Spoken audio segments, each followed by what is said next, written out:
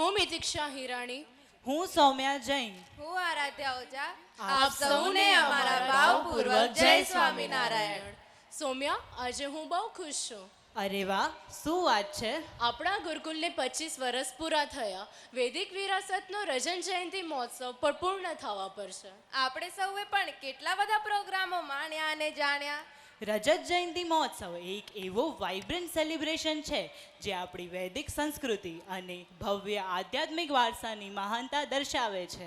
પ્રગતિશીલ સમયની સાથે કદમથી કદમ મેળવીને 25 વર્ષની સક્સેસફુલ જર્ની દરમિયાન ટેકનોલોજી અને ટ્રાન્સફોર્મેશનને જીવંત રાખવાનું કાર્ય શ્રી સ્વામિનારાયણ ગુરુકુલમાં શિક્ષકો, ટ્રસ્ટીઓ, વાલીઓ, વિદ્યાર્થીઓ અને શિક્ષકો દ્વારા કરવામાં આવે છે, જે રેલી વાઇબ્રન્ટ છે.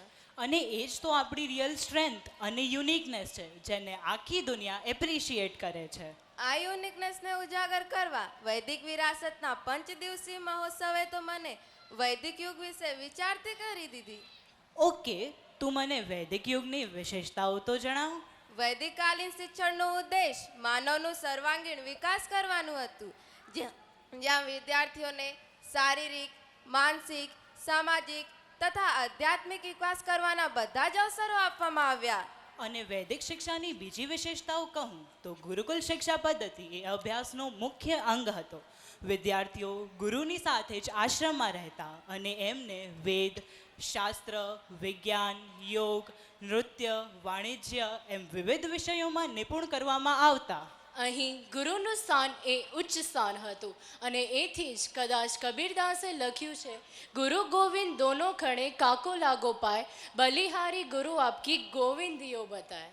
વૈદિક કાલની વાતો કરતાં જ મને અચાનક જ યાદ આવ્યું કે સર્વાંગીણ વિકાસ એટલે કે હોલિસ્ટિક એજ્યુકેશન સિસ્ટમ, અને એને જ તો આપણી નવી શિક્ષણ નીતિ ફોલો કરે છે. પણ નવી શિક્ષણ નીતિ તો અત્યારે આવી. એ પહેલા તો સદવિદ્યાનો ફેલાવો કરી સામાજિક ઉત્થાનનું કાર્ય તો શ્રી સ્વામિનારાયણ સંપ્રદાય વિવિધ જગ્યાએ ગુરુકુળોની સ્થાપના સાથે જ કર્યું. ગુરુકુલની એજ્યુકેશન સિસ્ટમ ભારતીય શિક્ષાને પરંપરાને જ અનુસરી વિદ્યાર્થીઓના સર્વાંગીણ વિકાસને પ્રાધાન્ય આપે છે. ભણવાની સાથે સાથે અહીં આપણે વિવિધ ઉત્સવોની ઉજવણી કરી આપણા કલ્ચરલ વારસાને પણ જીવંત રાખીએ છીએ. ઋષિઓની ગુરુકુલ પદ્ધતિને અનુસરતા ભગવાન શ્રી સ્વામિનારાયણે શિક્ષાપત્રીમાં આજ્ઞા કરી કે પાઠશાળાની સ્થાપના કરી પૃથ્વી પર સદવિદ્યાની પ્રવૃત્તિ કરાવી. આ આજ્ઞાને સાકાર સ્વરૂપ આપવા માટે ભુજ શ્રી સ્વામિનારાયણ મંદિરના સંતોએ શુભ શરૂઆત કરી.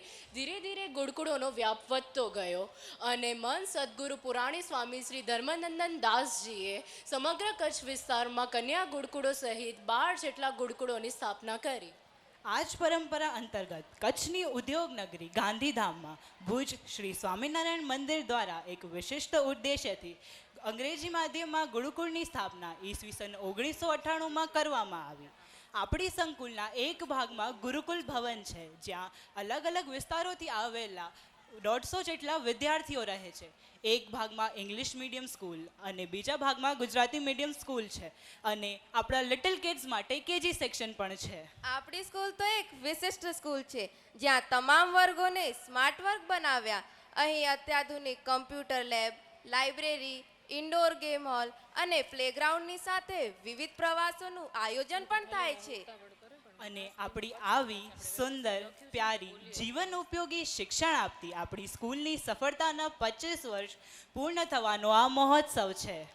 મને તો લાગે છે આપણા ગુરુકુલની આ સિસ્ટમને જોઈને જ મોદી સરકારે નવી શિક્ષણ નીતિ બનાવી, જેમાં વિવિધ વિષયોના જ્ઞાનની સાથે ખેલકૂદ, યોગ, સંગીત, નૃત્ય વગેરેને પણ એટલું જ મહત્ત્વ આપવામાં આવશે. આ બધું તો આપણા વ્યક્તિત્વ વિકાસ માટે ખૂબ જ જરૂરી છે. તમને તો ખબર જ છે, બટ હું આપણા મહેમાનોને પણ જણાવવા માંગીશ કે અત્યારનો આ મહોત્સવ જ નહીં, પણ સ્કૂલમાં યોજાતા દરેક એન્યુઅલ ફંક્શન દરમિયાન સ્ટેજ ડેકોરેશન, સભા મંડપ અને લાઇટિંગ પણ આપણા વિદ્યાર્થીઓ જ સંભાળે છે. પણ સ્ટુડન્ટ્સ આ બધું શીખે છે ક્યાંથી?